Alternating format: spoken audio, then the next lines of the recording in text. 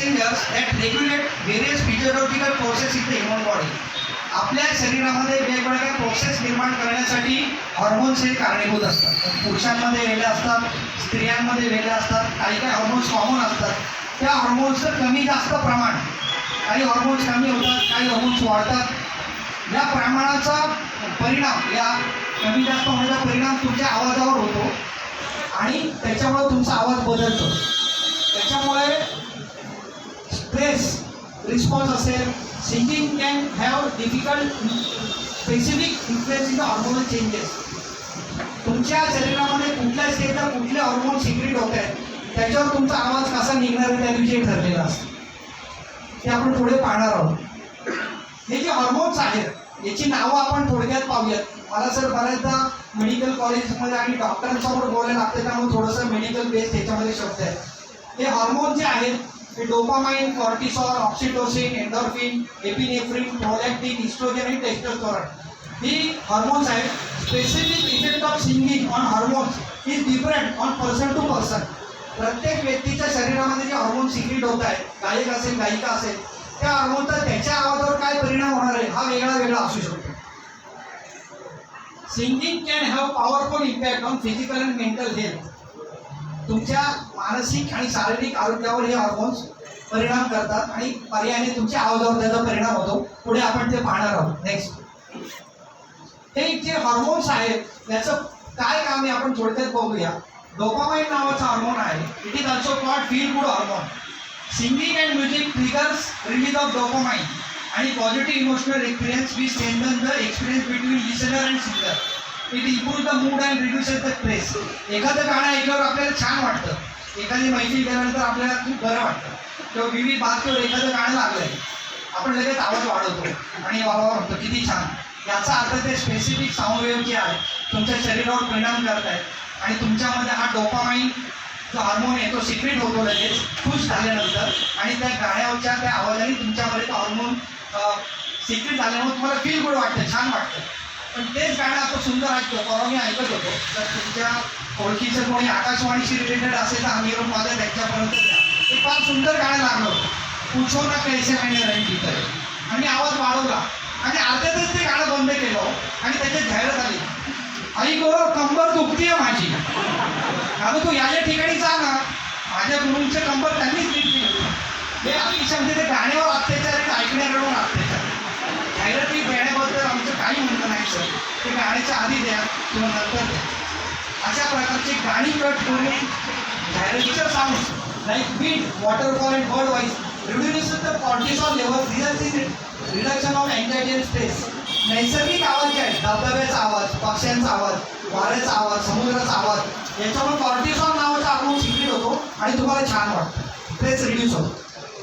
तिसरा हार्मोन आहे oxytocin. It is related with bonding and social connection, feeling of trust and closeness. It is also called love hormone.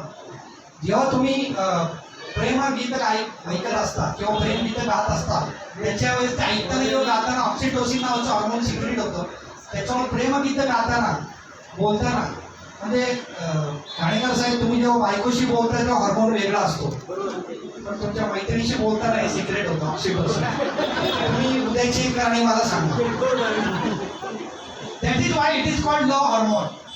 त्याच्यामध्ये bonding निर्माण होतं दोन जीवांमध्ये. Not only प्रियकर प्रेयसी, पण आई आणि बाळाचं बॉन्डिंग सुद्धा या हार्मोनमुळे होतं. भावाचं बॉन्डिंग सुद्धा याच्यामुळे होतं. That is called love hormone. That is oxytocin. Next, एक मिनिट. ऑक्सिटोसिनचा एक मला महत्वाचा मुद्दा सांगायचा आहे. जेव्हा बाळाचा जन्म होतो, बाळाचा जन्म झाल्यानंतर आईमध्ये ती एक वात्सल्याची भावना निर्माण होते. This level increases that starts breast feeding. जन्म झाल्यानंतर माऊलीला जो पाना बुट्टो म्हणतात आणि बाळाबद्दल बॉन्डिंग तयार होतो. This hormone is responsible for that. That's why it is called love hormone. Next, त्यामुळं जेव्हा अंगाई गीतं गायली जातात किंवा लिहिली जातात किंवा ऐकली जातात त्याच्यामध्ये ऑक्सिटोसिन हार्मोन जास्त प्रमाणात सिक्रेट झाले तुम्हाला बघायला मिळतं. एंडॉर्फिन, नॅचरल पेन किलर्स आणि मूड बूस्टर्स. गाणं ऐकताना आणि गाताना हे जर सिक्रेट झालं तर तुमच्या पेन्स वेदना कमी होतात. एपिनेफ्रिन, ट्राईट अँड ट्राईट रिस्पॉन्स आणि prolactin. This hormone is involved in lactation and maternal behavior. Study shows that Listening music during breastfeeding increases prolactin level that causes promotion of breast milk. आई जेव्हा बाळाला दूध पाजत असते तेव्हा जर वेगळ्या पद्धतीची आवडीची गाणी तिने ऐकली तर त्याच्यामध्ये प्रोडक्टिन हार्मोन सिक्रेट होतं आणि येणाऱ्या दुधाचं प्रमाण वाढतं. इस्रायल हा कृषीप्रधान देश आहे. त्याच्यामध्ये एक प्रयोग झाला आहे की जेव्हा गोठ्यामध्ये म्हशीचं आणि गाईचं दूध काढलं जातं तेव्हा त्यांना विशिष्ट प्रकारचं म्युझिक ऐकवलं जातं. त्याच्यामुळे त्यांच्यामध्ये प्रोडक्टिन हार्मोन सिक्रेट होतं आणि दुधाचं प्रमाण हे डबल झालेलं तुम्हाला दिसतं. मग जसं आपल्याला गाणी आवडतात तसं प्राण्यांना इव्हन झाडांना सुद्धा झाडाने जेव्हा शेतामध्ये पाणी दिलं जातं जिथून पाणी जातं ते वाफे असतात त्याच्यामध्ये स्पीकर्स इस्रायलमध्ये लावले गेले आणि पाणी देताना गायत्री मंत्री किंवा इतर मंत्र त्याच्यात लावले गेले आणि त्यांच्या असं लक्षात आलं की पीक डबल आलेलं दिसते. नॉर्मल पीक आणि म्युझिक ऐकवलेलं पीक त्याच्यामध्ये दुप्पट फरक जाणलेला जाणवला. त्यामुळे हे मंत्र असतील किंवा म्युझिक असेल हे माणसांनाच नाही तर प्राणी पशु आणि झाडांना सुद्धा आवडतात असं एक रिसर्च आहे. नेक्स्ट इस्ट्रोजन मी आता म्हणालो responsible for sleep music could be use as no side effect therapy for sound sleep. तुम्हाला झोपण्यासाठी जर गोळी घ्यावीशी वाटत असेल तर त्याची सवय लागते आणि त्यांच्या तुमच्या मेंदूवर साईड इफेक्ट होतात. पण ते जर तुम्ही अंगाई गीतं ऐकलीत किंवा सॅड सॉन्ग ऐकलेत तर त्याच्यामध्ये इस्ट्रोजन सिक्रेट होतं. त्याच्यामुळे तुम्हाला छान वाटतं. मुझोना कैसे मैंने रहीम गीतं हे गाणं ऐका. त्याच्यामध्ये राग कुठला मला माहिती नाही पण ते ऐकताना हे हॉर्मोन सिक्रेट होतं आणि आपण ते शांत वातावरण अकेले हे चले आहो का हो त्याच्यामध्ये हे हॉर्मोन सिक्रेट होतं. आणि सगळ्यात शेवटी टेस्टोस्टेरोन याच्यामध्ये मसल मास आणि फेशियल हेअर ट्रान्सप्लांट याच्यासाठी हॉर्मोन वापरतात. जे जिममध्ये म्युझिक लावलेलं असतं ना वर्कआउट करताना त्याच्यामध्ये टेस्टोस्टेरोन सिक्रेट होतं आणि तुम्ही जास्त जोरामध्ये जोशमध्ये व्यायाम करता. That is for due to testosterone. Gym आणि झुंबा क्लास त्याच्यामध्ये जे आपण म्हणतो धांगडधिंग आहे तो धांगडधिंगा नाही मित्र दॅट इज ऑल्सो म्युझिक आणि त्याच्यामध्ये टेस्टोस्टेरोन सिक्रेट होतं आणि तुम्ही जर अर्धा तास व्यायाम करत असाल तर 1 तास व्यायाम करता कारण त्या म्युझिक वेळ तुम्हाला ते एनर्जी देतात. त्याच्यामुळे मला हे सांगायचं की music and singing plays an important role to improve our physical आणि मेंटल फिटनेस. नेक्स्ट याच्यामध्ये वेगवेगळ्या भावना आहे आणि हॉर्मोन्स आणि आवाज आपण बघतोय. एक्सेसिव्ह डोपामाइन अँगर आणि ॲग्रेशन चीड आणि राग याच्यामध्ये एक्सेसिव्ह डोपामाइन होतं. त्यामध्ये तुम्ही पोहडे ऐकता किंवा पोहडे गाता किंवा युद्धावरची गाणी ऐकता त्याच्यामध्ये हे हॉर्मोन सिक्रेट होतात. ॲप्रोप्रिएट डोपामाइन प्लेजर आणि मोटिवेशन आणि लो डोपामाइन लॉस ऑफ लाईव्हलीनेस आणि स्लोनेस. एखादा दर्द बरं ठीक आहे की तुम्ही पण डिप्रेशनवर जाता दॅट इज लो डोपामाइन. अकेले हे चले आहो का हो हे गाणं जर ऐकताना तुम्ही जर सॅड झाला तर दॅट इज की ते गाण्याची जी ताकद आहे ती त्या लो डोपामाइनची ताकद. मोहे भूल गए सावरिया हे गाताना तुम्हाला जे वाटतं ना that is low dopamine. Please serotonin happy hormone. Maximum love song जेव्हा तुम्ही गाता किंवा ऐकता त्याच्यामध्ये सेरोटोनिन सिक्रेट होतं. लो सेरोटोनिन परत अगेन डिप्रेस आणि एन्झायटी आणि oxytocin hormone of attachment and bonding. तुम्ही वेगळी जी गाणी ऐकता किंवा गाता त्याच्यामध्ये भाव उतरले पाहिजेत. ते भाव उतरण्यासाठी हे हॉर्मोन कारणीभूत असतात.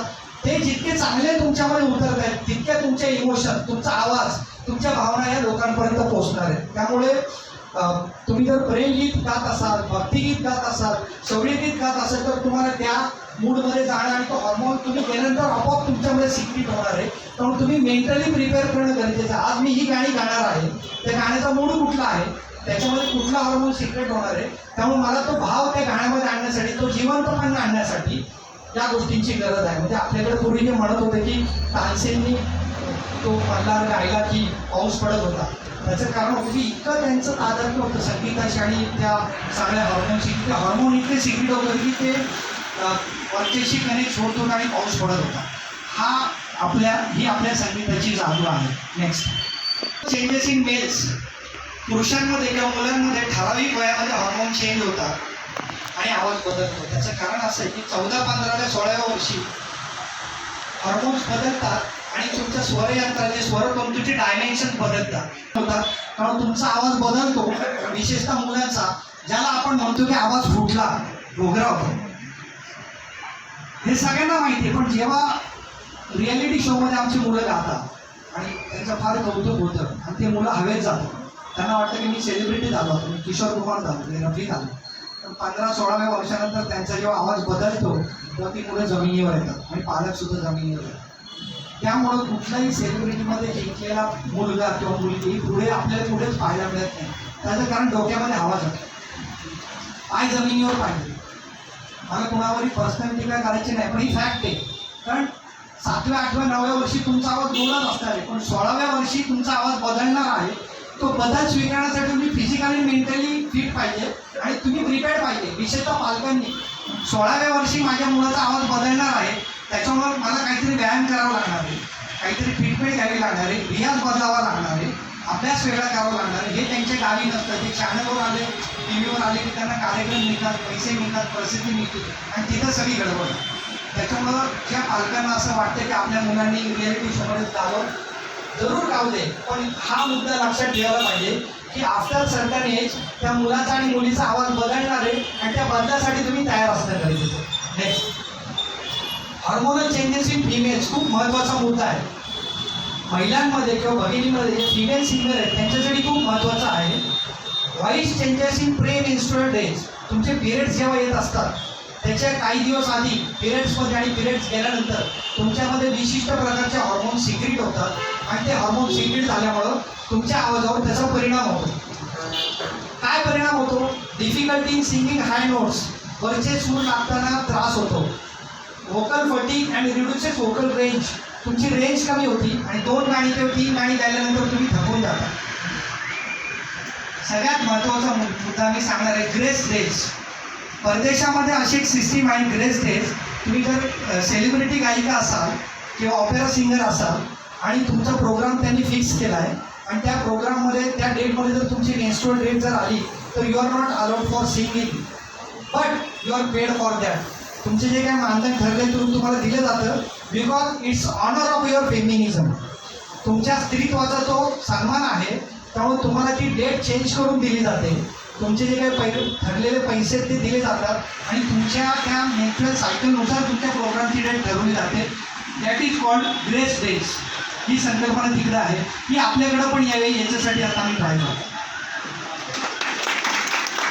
त्याच्यामुळे मला एकच गोष्ट सांगायची की जेव्हा तुमच्याकडे चॉईस असतो, तुम्हाला जेव्हा ऑर्गनायझर सांगतात की पुढच्यामध्ये कुठल्या तारखेला तुम्हाला जमेल, तर तुम्ही प्रोग्रामची डेट देताना याचा विचार करून जर दिला डेट नाही तर तुमचा परफॉर्मन्स अगदी चांगला होणार आहे. त्याला सायंटिफिक बेस आहे, कारण ते ऑलमोस्ट तुमच्या आवाजावर परिणाम करतात. काल मी एक शो बघत होतो, ड्रामा नावाचं काहीतरी, छोटी मुलं त्याच्यामध्ये वन ॲक्ट प्ले करतात, ॲक्टिंग करतात. कालच पाहिलं मी आणि मला फार वाईट वाटलं. एक 5 वर्षाचा मुलगा आहे, त्यांनी काहीतरी ॲक्टिंग केली, खूप चांगली ॲक्टिंग केली आणि त्या संकर्षण कराडे आणि कोणती हिरोईन ती जवळून आली आणि विचारलं त्या मुलाला, 5 वर्षाच्या मुलाला, त्यांना विचारलं की तुझे आईवडील तुला आवडतात का? तर तो 5 वर्षाचा मुलगा म्हणाला, मला माझे आईवडील आवडत नाही. इनोसंटली म्हणाला, तुम्ही कालचा एपिसोड बघा. आणि मला असं वाटतं की मला माझ्या आईवडिलांना वरून फेकून द्यावं, असं तो 5 वर्षाचा मुलगा काल म्हणाले. कालचा एपिसोड आहे, तुम्ही व्हेरीफाय करू शकता, बरोबर आहे. त्या गेस्टनी त्यांना विचारलं का, तर ते तो म्हणाला 5 वर्षाचा मुलगा, माझे आईवडील मला वायरनी मारतात. आणि मग आईवडील पुढे आले, ते लडबडले. त्यांनी त्या ऑर्गनायझरला सांगितलं ते घ्यायचं, अहो असं नाही, त्याचं पाठांतर करून घेताना आम्ही त्याला घाबरवण्यासाठी हातात वायर ठेवतो आणि वायर आता ठेवून त्याच्याकडनं हा जो कार्यक्रम आहे याच्यात त्यांनी जिंकावं म्हणून पाठांतर करून घेतो. आपण काय करतोय, मुलांवर काय संस्कार होत आहेत? 5 वर्षाच्या मुलाला असं वाटतं की आई वडिलांना वरून फेकून द्यावं. काल मी डिस्टर्ब झालो तो हे बघून, तो एपिसोड बघून. तुम्ही बघा, मला चॅनल लक्षात नाही, ड्रामा नावामध्ये ॲक्टिंग करतात. तर हे असं सेलिब्रिटी शोमध्ये पण होत आहे. पालक आपल्या सगळ्या इच्छा अपेक्षा मुलांवर कुठल्या पद्धतीने राहत आहे आणि त्या मुलांमध्ये काय भावनात्मक बदल होत आहे याचा विचार तुम्ही आम्ही सर्वांनी करणं गरजेचं आहे. प्रेग्नन्सी इस्ट्रोजेन आणि प्रोजेस्टेरॉन वाढतं आणि तुमच्या स्वरतंतूंवरचा सूज वाढते आणि व्होकल फटीग येतो. प्रेग्नन्सी असेल तर त्या हॉर्मोनल चेंजेसमुळे व्होकल कॉर्ड्स तुमचे जाड होतात, तुमचा सूर बदलतो, स्वर बदलतो आणि जर 2 गाणी किंवा 3 गाण्यानंतर तुम्हाला थकवा जाणवतो, त्याचं कारण त्या हॉर्मोन्समुळे तुमच्या व्होकल कॉर्डला सूज येते. विशेषतः तिसऱ्या महिन्यामध्ये, थर्ड स्टॅमिस्टर आम्ही म्हणतो, 6व्या महिन्यापासून 9व्या महिन्यापर्यंत डायफ्राम मूव्ज अप, अपर chest breathing, pressure, voice quality decrease. 6व्या ते 9व्या महिन्यामध्ये बाळ जेव्हा मोठं होतं ना, तुमचं ॲबडोमेन किंवा आदो पडता डायफ्राम म्हणतात, तो वरती सारखला जातो, कारण बाळ वाढतं ना, तो वरती सारखल्यानंतर तुमच्या फुफ्फुसाला तो वरती ढकलतो आणि तुमचा दमसास कमी होतो, तुमची वोकल रेंज कमी होते. त्यामुळं तुम्ही असं अजिबात समजू नका की आता मला बाळ झालंय आणि माझा आवाज गेला आहे आणि मला आता गाता येत नाही, संपूर्ण माझं तरी अजिबात नाही. हे फक्त मेडिकल प्रॉब्लेम आहे, जो तुमच्या बाळाचा जन्म झाल्यानंतर ते रिलीज होणार आहे, तुमचा आवाज परत येणार आहे. पण या सगळ्याचा एक मेंटल आणि इमोशनल स्ट्रेस बसतो गायिकांना आणि त्यांचं गाण्यावरचं लक्ष उडतं. After delivery this changes reverse due to pressure release on diaphragm. बाळ झाल्यानंतर पोटावरचं प्रेशर कमी होतं, लंग्स खाली येतात आणि तुम्ही पहिल्यासारखं गाऊ शकता. पण याच्यासाठी तुम्ही मेंटली आणि फिजिकली प्रिपेअर पाहिजे की पहिल्या 3 महिन्यात माझा आवाज वेगळा असणार आहे, 3 महिने ते 6 महिन्यामध्ये प्रेग्नन्सीमध्ये आवाज वेगळा असणार आहे आणि 6व्या महिन्यापासून 9व्या महिन्यापर्यंत माझा आवाज वेगळा असणार आहे, हे लक्षात घेणं गरजेचं आहे. For this breathing exercise and consultation to voice specialist it is essential. याच्यामध्ये जर तुम्ही श्वसनाचे व्यायाम केले, प्राणायाम केला तर तुमचं दमसास वाढतो. आणि मी तर असं म्हणेन, जसं प्रेग्नन्सीमध्ये तुम्ही दर 2 महिने 3 महिन्यांनी गायनेकोलॉजिस्टकडे जाता, सोनोग्राफी करता, तसं जे सिंगर्स आहेत, ॲक्टर्स आहेत, ऑरेटर्स आहेत, निवेदिका आहेत, निवेदिकांनी त्यांनी दर 2-3 महिन्यांनी प्रेग्नन्सीमध्ये व्हॉइस केअर स्पेशलिस्टकडे गेलं पाहिजे. जसं तुम्ही सोनोग्राफी करता तसं लॅरिंगोस्कोपी करून you can see the condition of your vocal cords. तुमचे व्होकल कॉर्ड्स नॉर्मल आहेत, सुजले, त्याच्यावर काही परिणाम झाला ते बघून त्याच्यासाठी हॉर्मोनल रिप्लेसमेंट थेरपी असेल, व्होकल एक्सरसाइज असतील, काही व्हॉइस केअर एक्सरसाइज असेल, प्राणायाम असेल, गायत्री मंत्र असेल, ओंकार साधना असेल, या सगळ्यांचा याच्यामध्ये तुम्हाला फायदा झालेला दिसतो. Next, menopause. बऱ्याचदा मेनोपॉजमध्ये महिलांना असं वाटते की आता संपलं, मी म्हातारी झाली, मी गाऊ शकत नाही. आणि मी पूर्वी अशी गायचे, मला इतकी गर्दी असायची, मी काळ्या दोनमध्ये गायचे, पांढऱ्या दोनमध्ये गायचे, पण मी माझा आवाज लागत नाही. असं अजिबात नाही. तुमचा मेनोपॉजमुळे तो चेंज झालेला आहे. मेनोपॉजमध्ये अँड्रोजन आणि डिक्रीजिंग एस्ट्रोजन्स होतं, वोकल कॉर्ड सुजतात आणि तुमचा पिच आणि वोकल फटीग कमी होतो आणि हाय नोट्सला जायला तुम्हाला त्रास होतो. हे तुमच्या वयोमानानुसार होत नाही. मेनोपॉजमध्ये वेगळ्या प्रकारचे हॉर्मोन्स सिक्रेट होतात, त्याच्यामुळे हा आवाजातला बदल होतो. Again, for this counselling and treatment like HRT, hormone replacement therapy. जे हॉर्मोन्स कमी झालेले आहेत त्या हॉर्मोनच्या गोळ्या जर तुम्ही खाल्ल्या आणि जर वोकल एक्सरसाइज केले तर तुमचा आवाज हा तुम्ही जेव्हा 14व्या 16व्या 21व्या वर्षी जसं गात होता तसं मेनोपॉज नंतर सुद्धा तुम्ही गाऊ शकता. फक्त आणि फक्त त्याला काउन्सिलिंग आणि HRT, हॉर्मोन रिप्लेसमेंट थेरपीची गरज आहे. पण तुम्ही मेंटली ते स्वीकारलं पाहिजे की मेनोपॉज आला आहे, माझा आवाज बदलणार आहे, पण हा फिक्स चेंज नाही आहे. याच्यामध्ये मी व्यायाम करून, HRT घेऊन, वोकल एक्सरसाइज करून माझा आवाज राखू शकते. तो एक सेटबॅक बसतो ना मेंटली, नाही आता संपला, माझा आवाज लागत नाही. पूर्वी मी 4 तास गायचे, आता 1 तासच लागते. That is due to menopause only and this hormone only. Yes. Polycystic ovarian syndrome, PCOS किंवा PCOD हा अत्यंत महिलांमध्ये, अलीकडे तरुण मुलींमध्ये किंवा मध्यवयीन महिलांमध्ये PCOD तुम्हाला दिसतो. त्याच्यामध्ये मिडल एज वुमनमध्ये दिसतो. त्याच्यामध्ये अँड्रोजनची लेवल वाढते आणि वोकल कॉर्ड्सची पिच कमी होतो, त्याच्या व्हायब्रेशन्स कमी होतात, इनकम्प्लीट क्लोजर म्हणजे ती बंद होत नाही, हस्की व्हायस होतो, हवा जाते. सम हॉर्मोन्स कंटेनिंग OCPs, गर्भनिरोधक गोळ्या, याच्यामध्ये पण वेगवेगळ्या प्रकारचे हॉर्मोन्स असतात आणि आपण ते खात असतो आणि जाहिराती असतात, पालाडी मालाय. तर मला असं म्हणायचं की जे शिक्षक आहेत, जे निवेदक आहेत, ज्या गायिका आहेत, त्यांनी हे OCPs घेताना जनरल मेडिकल स्टोअरमधून न घेता डॉक्टरला कन्सल्ट करून, ENT सर्जनला कन्सल्ट करून, व्हॉइस केअर स्पेशलिस्टला कंडक्ट करून हे OCP घेणं गरजेचं आहे. आणि त्याच्यामध्ये विशिष्ट प्रकारचे हॉर्मोन्स असतात, ते नॉर्मल मेलेसाठी वेगळे असतात आणि सिंगरसाठी ते हार्म करू शकतात. म्हणून सिंगर आणि ॲक्टर आणि professional should always consult voice specialist before taking these OCPs. Singer should consult voice care specialist before starting OCPs. कुठल्याही प्रकारच्या गोळ्या खाण्याच्या पूर्वी तुम्ही त्या डॉक्टरला कन्सल्ट केला पाहिजे. किंवा याच्याही पलीकडे जाऊन मी सांगेन, ब्लड प्रेशरच्या गोळ्या किंवा ॲस्पिरिन, रक्त पातळ करणारी गोळी जी स्ट्रोकमध्ये दिली जाते किंवा प्लास्टिक झाल्यानंतर दिली जाते, किंवा सम कॉम्बिफ्लाम किंवा फ्लेक्सॉन किंवा अशा ज्या गोळ्या आहेत, ज्या खूप दिवस घेतल्यामुळे तुमच्यामध्ये हिमरेज वाढतो. रक्त पातळ होतं, हिमेरेज तुमच्या वोकल कॉर्डवर येतं, रक्तस्राव होतो आणि तुमचा आवाज खराब होतो. त्यामुळे कुठलीही गोळी लॉंग टर्म घेताना तुम्ही नॉट ओन्ली फिजिशियन पण ENT सर्जन किंवा व्हॉइस स्पेशलिस्टला कन्सल्ट करून त्या गोळ्या घेणं गरजेचं आहे. नेक्स्ट, आपल्याकडे आपल्या परंपरेमध्ये आपल्या ज्या वेगवेगळ्या रस सांगितलेत, आपल्याकडे साहित्यामध्ये, गाण्यामध्ये, नाटकामध्ये 9 रस सांगितले: शृंगार, करुण, रौद्र, वीर, हास्य, भय, बीभत्स, अद्भुत आणि शांत. Voice plays important role in expressing the emotions. हे इमोशन्स एक्सप्रेस करताना, हे रस येताना स्पेसिफिक हार्मोन्स चेंज होतात आणि त्याचा परिणाम तुमच्या आवाजावर होतो. जे हार्मोन्स आत्ता आपण मेडिकल लँग्वेजमध्ये बघतोय ते काही कित्येक वर्षापूर्वी आपल्या साहित्यामध्ये त्यांना रस नाव दिलं होतं. म्हणजे लव, सॉरो, अँगर, courage, joy, fear, disgust, wonder, peace या प्रकारच्या भावना गाण्यातून आणि बोलण्यातून व्यक्त होताना वेगवेगळ्या प्रकारचे हॉर्मोन सिक्रेट होतात आणि त्याचा परिणाम तुमच्या आवाजावर होतो. हॉर्मोन्स ही टर्म आता आली 100-150 वर्षापूर्वी, पण आपल्या परंपरेमध्ये, आपल्या सामवेदामध्ये, आपल्या सगळ्या ग्रंथांमध्ये त्या हॉर्मोन्सच्या ऐवजी त्यांना रस नाव दिलेलं होतं. आणि voice plays very important role in expressing these emotions. एकच व्यक्ती आहे, वोकल कॉर्ड सेम आहे, व्हॉइस बॉक्स सेम आहे, रस बदलला, मूड बदलतो, हार्मोन बदलतात आणि त्याचा आवाज बदलतो. बिकॉज रसाच, हार्मोन्स अँड व्हॉइस हे एकमेकांशी घट्ट जुळलेलं आहे. तो we can see the examples. माऊली असं म्हणतात की नवरस भरली सागरू, करवी उचित रत्नांची आदरू, भावार्थाचे गिरीवरू निफजवी माये. भावार्थाचे पर्वत भाषेत उभे राहण्यासाठी उचित शब्दरूपी रत्न लागतात आणि हे रत्न म्हणजे मराठी भाषेमध्ये नवरसांचा सागर आहे, असं माऊलींनी इतक्या वर्षापूर्वी सांगितलं. दॅट 9 रसात are nothing but hormones that causes your emotions, that causes your moods, that are only called rasas. Emotions and voice changes due to emotional variations. The quality of voice is different according to moods. Same personality, voice changes according to emotions. आपण याची उदाहरणं बघूयात. ती light जरा बंद करता आली तर प्लीज. इमोशन वेगळ्या.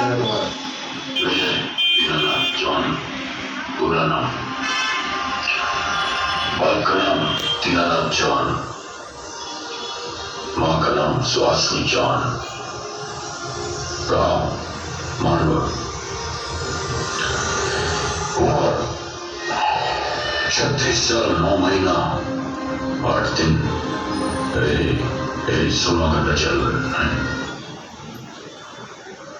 रौद्र रस. तुम्हारा नाम शेर खान है? एंगर. इस इलाके में नए आए होता है, वरना शेर खान को कौन नहीं जानता.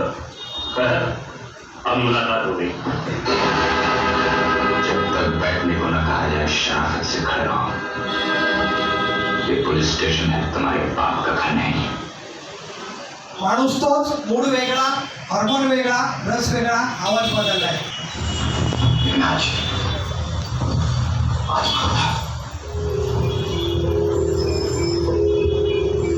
मेरे गुनाह की सजा मेरी माँ को मानता हूँ. मैंने आपको तुम्हारी कॉल करना जो चाहेगा, लेकिन मेरी माँ मुझे वापस दे दो. मेरी माँ मुझे वापस दे दो. मेरी माँ मुझे वापस दे दो. बदलला, हार्मोन बदलला, शृंगार रसामध्ये आला, 9 हार्मोन, व्हॉइस बदलला. बघा, और मेरी तन्हाई अक्सर ये बातें करते हैं. तुम होती तो कैसा होता, तुम ये कहती, तुम वो कहती, तुम इस बात पे हैरान होती, तुम उस बात पे कितनी हंसती. तुम होती तो ऐसा होता, तुम होती तो वैसा होता. मैं और मेरी तन्हाई अक्सर ये बातें करते हैं.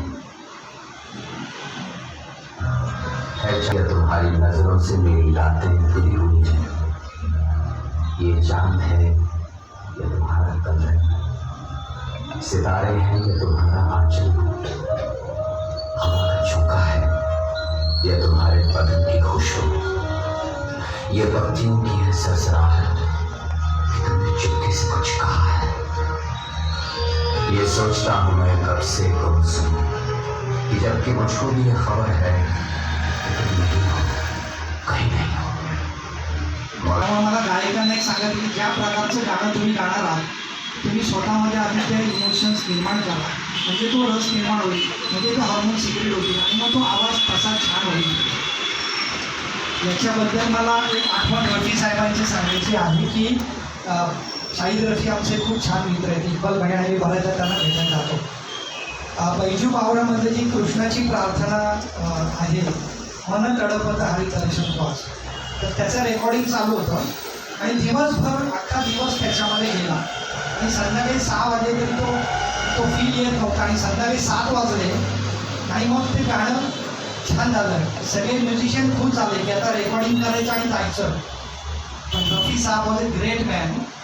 त्यांनी असं सांगितलं सगळ्यांना की जे भगवान की प्रार्थना आहे, कृष्णाची प्रार्थना आहे, आज संध्याकाळी याचं आपण रेकॉर्डिंग करणार नाही, उद्या सकाळी सगळ्यांनी लवकर यायचं, पाक होके आएगे.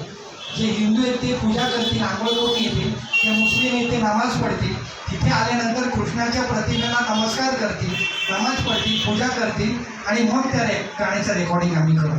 आणि नंतर ते रेकॉर्डिंग तसं झालं. त्याच्यामुळे मला असं वाटतं की ही भावना, हे डेडिकेशन हे त्या संगीतामध्ये आणि आवाजामध्ये आले म्हणून ते गाणं इतकं छान वाटतं आपल्याला ऐकायला.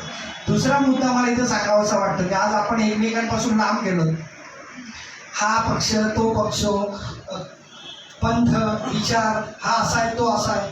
मला असं वाटतं की ह्याच्यातनं जर बाहेर पडायचं असेल आणि आपल्या राज्याला आणि देशाला जर वरती न्यायचं असेल तर फक्त संगीत आणि संगीत ही एकच गोष्ट अशी जी सगळ्यांना एकत्र आणू शकते. कारण ती जी प्रार्थना आहे ती गायली आहे कोणी, रफी साहेबांनी गायली, बरोबर आहे. ती लिहिली आहे कोणी, शकील बदायनी लिहिली आणि संगीत कोणी दिलं आहे. मला काय सांगायचं तुम्हाला कळलं.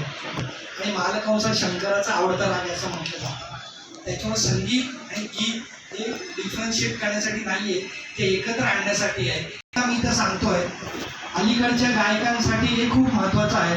To become a good singer or musician you should be a good human being first. तुम्हाला जर छान गायक व्हायचं असेल तर तुम्ही आधी चांगलं माणूस असलं पाहिजे. कारण ते इमोशन्स, पॉझिटिव्ह विषय तुमच्या आवाजात निघणार आहे. तुमच्या मनात जर जेलसी असेल, बदलेची भावना आहे होगी किंवा मला ह्याच्यापेक्षा भारी गायचं आहे, मला या 3 महिन्यामध्ये त्याच्यापेक्षा जास्त कार्यक्रम मिळाले पाहिजेत, मला इतक्या लाखाचे माझं मानधन आहे ते मिळालं पाहिजे, या भावनेने जर तुम्ही गायलात तर तुमच्या आवाजामध्ये तो प्रामाणिकपणा आणि तो निखार येणार नाही. त्यामुळे मी असं म्हणेल to become a good singer और musician you should be a good human being first. Because music is a divine gift. ही तुम्हाला देवाने दिलेली देणगी आहे, ती क्वालिटी देवाची आहे. Music does not accept emotions like revenge and competition. संगीतामध्ये बदला आणि कॉम्पिटिशन ही भावना संगीत कधी ॲक्सेप्ट करत नाही. तुम्ही त्या भावनेने गायलात, त्या भावनेने रियाज केलात तर तो परफॉर्मन्स तुम्ही करू शकणार नाही. आणि याच्याही पलीकडे जाऊन in some situations sadness also can play positive effect on voice. तुम्ही जेव्हा खूप दुःखी असता तर विशिष्ट प्रकारचे हॉर्मोन सिक्रेट होतात आणि काही रागांमध्ये, काही गाण्यांमध्ये तुम्ही जर दुःखी असला तर तुमचा आवाज वेगळा आणि चांगला लागतो. बैजू बावळेची स्टोरी आठवा, त्याच्यामध्ये ते बैजूला तो सांगतो त्या मीना कुमारीला कि जब तक उसके दिल में दर्द पैदा नहीं होगा उसकी आवाज़ नहीं निकलेगी वो तानसेन को हरा नहीं सकेगा. त्याच्यामुळे मीना कुमारी त्याच्यापासून लांब जाते आणि तिचं असं वाटतं की मी लांब गेले याच्या मनामध्ये दुःख निर्माण होईल आणि तो तानसेनला हरवू शकेल. असा पण एक रेफरन्स आहे की काही हॉर्मोन्स जे दुःखामध्ये असतात ते तुमच्या गाण्यांना चांगला परफॉर्म देऊ शकतात. विश्वाचे अर्थ माझ्या मनी प्रकाश आले म्हणजे लिहिलं गेलं आहे त्याच्या मागची भावना ही आहे. जगाचं दुःख, जगाच्या वेदना माझ्या मनामध्ये मी घेतल्या म्हणून मी त्या प्रकारे गाते असं ते वाक्य आहे. तर मला असं सेम लाईट भाऊ प्लीज आवाज वाढवा. संगीत का पूरा लंबा है, मुझे किससे बताना है. संगीत से बनना. हाँ, तुम भूल कर रहे हो बेटा. संगीत हृदय से हृदय का संबंध रखता है, आत्मा को ऊंचा उठाता है, मन को प्रेम में बदल देता है. संगीत किसी से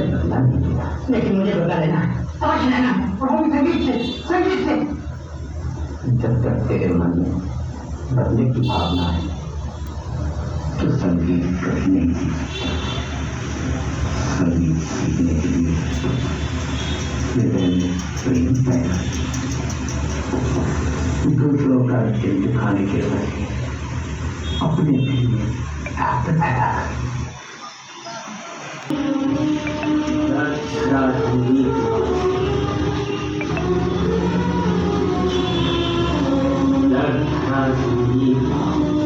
कहाँ मिलाऊं मिलते हुए बाहर से, कर्तव्य करते हुए झरनों से, या सूखे हुए रेगिस्तान से। इसीलिए मैं तुझे अंतिम उपदेश देने आया हूँ। बैर की भावना निकालकर तू अपने दिल में प्रेम पैदा कर। प्रेम के बिना तेरे दिल में दर्द नहीं, और दर्द के बिना तेरे संगीत में वो असर नहीं जो पत्थर को भी पिघला दे।